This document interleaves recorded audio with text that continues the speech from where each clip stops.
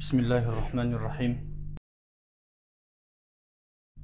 Elhamdülillah, salatu vesselamu ala Resulillah. Hurmatlı musulmon bir tuğanlar. Allah Taala adam balasın iki neseden yaratkan. Birincisi adam balasının sırtkı denesi, ikinci adamdı жүргүзүп кыймылдатып жаткан адамдын ичиндеги жаны, руху. Аллах Таала адам баласынын денесини топурактан жараткан. Ошондуктан ошол топурактан чыккан нерселер менен азыктанат. Бүгүнкү күндө канча нерсени жеп жаткан болсок, мейли ал мөмө жемиш болсун, нан болсун, ал дагы башында эмне болот? Буудай болот, жердин астынан чыгат. Демек адамдын денеси топурактан жаралган себептен топурактан чыккан нерселер азык болот. Ал эми Аллах Таала адам баласынын рухуну эмнеден жараткан? Адам баласынын руху Аллах Тааланын буйругу, өкүмү менен жаралган. Ошондуктан Аллах Тааланын өкүмдөрүн аткаруу менен азыктанат. Адам баласынын денесинин азыктана турган орду бул ашказан болот, курсак болот. Эмне нерсени жесеңиз, биринчи ашказаныңызга түшөт, андан ары азык болот. Ал эми адам баласынын рухунун азыктана турган орду эмне десе, бул адам баласынын жүрөгү экен. Ошондуктан пайгамбар алейхиссалам өзүнүн берекелүү хадисинде айтып жатат: "Инна фил жасади мудга." Адамдын денесинде кичинекей бир үзүм эт бар дейт. "Ида солухат солухал жасаду куллу." Качан ошол бир парча эт, бир үзүм эт оңолгон болсо, дененин бардык жери оңолот. Wa idha fasadat fasadal jasadu kullu. Качан ошол бир үзүм эт бузулган болсо, дененин бардык жери бузулат. Пайгамбар алейхиссалам 3 жолу кайталап айтты: "Ала вахиял qalb, ала вахиял qalb, ала вахиял qalb." Көңүл бургула, ал деген жүрөк, ал деген жүрөк деп айтты. Демек туугандар, сиз менен биз бул дүйнөдө кандай ашказанга азык бериш, дененин акысын бериш кандай зарыл деп түшүнгөн болсок, рухтун дагы акысын бериш ошондой зарыл деп түшүнүш керекпиз. Аллах Таала канча деген пайгамбарларды жөнөткөн болсо, пайгамбарлардын келген максаты адамдардын рухтарына мээнет кылыш эле. Тагыраак айтканда, ошол жүрөктөрүнө мээнет кылуу. Ошол жүрөктөгү туура эмес ишеним, якиндердин бардыгын чыгарып, туура ишенимди алып келиш пайгамбар алейхиссаламдардын максаты, мээнети болчу тургандар. Уламалар айтат: адам баласынын жүрөгү дагы 3 түрдүү акыбалда болот экен. 3 түрдүү абалда болот. Биринчи, эң жогорку деңгээлде Алланын астында дагы пайда бере турган жүрөк бул колбун салим, таза жүрөк экен.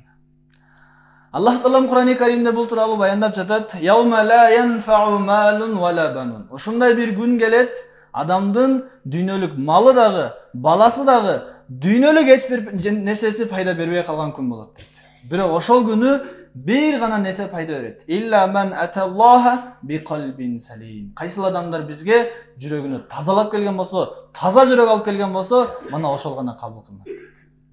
Ошондуктан тургандар, ар бирибиздин максатыбыз, милдетибиз эмне болуш керек? Ошол жүрөгүбүздү тазалоо. Ар кандай туура эмес ишеним, якиндерден, туура эмес жаман сыфаттардан чыгарып туруп, жакшы сыфаттарды, туура ишенимди алып келиш менен биздин дүйнөлүк негизги максатыбыз. Бул эң жогорку деңгээлдеги жүрөк. Адамга дүйнөдө дагы, акыретте да пайдасын тийгизет. Экинчи деңгээлде жүрөк колбун марид деп коет, оорулуу жүрөк. Дене кээкеде ооруп турат. Ошондой эле жүрөк дагы ооруп турат, рух дагы ооруп турат. Дене ооруганда денеңиз алсырап калат, мурдагыдай кыймыл аракет болбой калат. Тамак аш дагы жегенге сиздин кызыгуу калбай калат сизде. Ал эми жүрөк оорунун белгиси, рух оорунун белгиси эмне десе, жүрөк ооруганда, рух ооруганда адам баласы жакшы амалдарды, ибадаттарды, Алланы эстөөнү адам баласы каалабай калат экен. Жалкоо болуп калат. Адам баласы ибадат кылууга болгон кызыгуу жок болуп калат. Эмненин себебинен? Жүрөк оорулуу себептен. Жогоруда да айттык. Пайгамбар алейхиссаламдардын мээнети эмне эле? Ошол адамдардын жүрөгүндөгү ооруларды туура дарылоо болчу. Урматтуу тургандар, адам баласынын сырткы келбетин окшотуп коюш жеңил эле.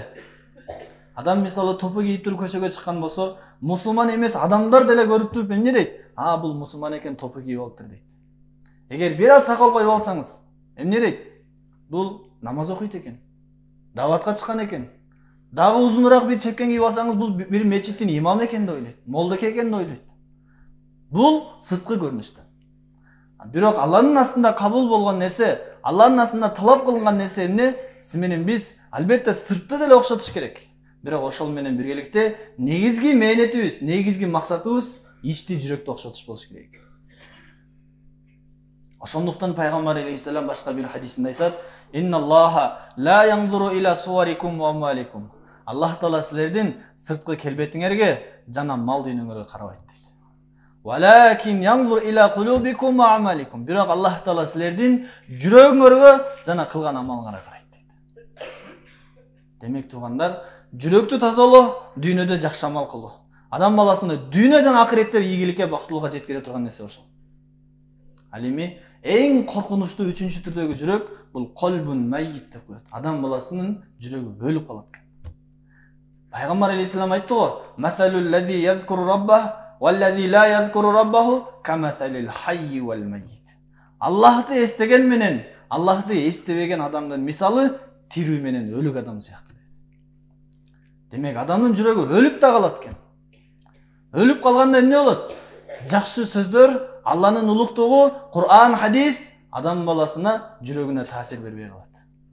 Хасан Басри рахматулла алейхи өтө улуу алымдардын бири. Ал дагы адамдарга чыгып өзүнүн насааттарыны, Аллахтын китебин, Пайгамбар алейхиссаламдын хадистерин, сахабалардын жашоолорун адамдарга айтып берет эле.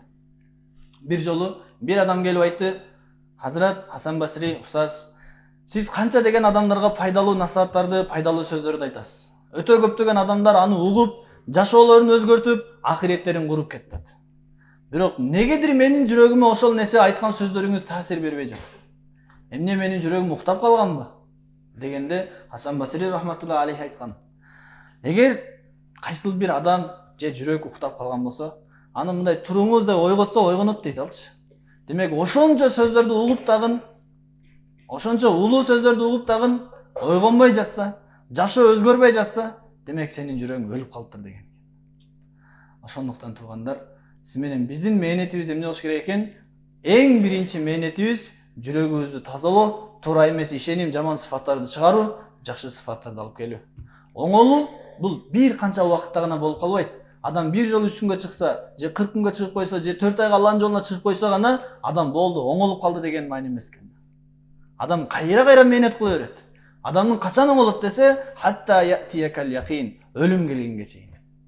Нафсибиз менен күрөшөбүз, шайтан менен күрөшөбүз, качанга чейин? Өлүм келгенге чейин. Ошондуктан Аллах Таала бардыгыбызга бул дүйнөдө жүрөгүбүздөгү туура эмес ишенимдерди чыгарып, туура ишеним насип кылсын. Жана бул дүйнөдө Пайгамбар алейхиссалам көрсөткөн жолдо, сүннөт жашоодо жашоо өтөгө мүмкүнчүлүк берсин.